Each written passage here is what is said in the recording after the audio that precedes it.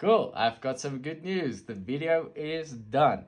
What was that? 67 days, 6, 7 days. But I'm super happy and I'm super excited to share this.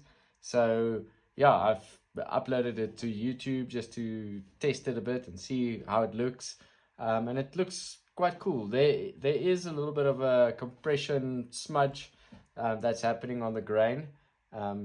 But I'm not too phased of it. It actually looks pretty cool. And yeah, so I'm uploading another version as well without the grain just to check what that does. But I am done. So I'm going to take a bit of a break in terms of doing updates and stuff like that. But I'm going to start working on a plan to premiere this. Like maybe have like a Zoom party or something, and I'll post the link, and anybody anywhere can join and watch the movie or the video together for the first time.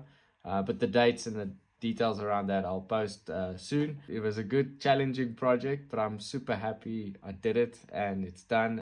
Yeah, I'll post the details as soon as possible.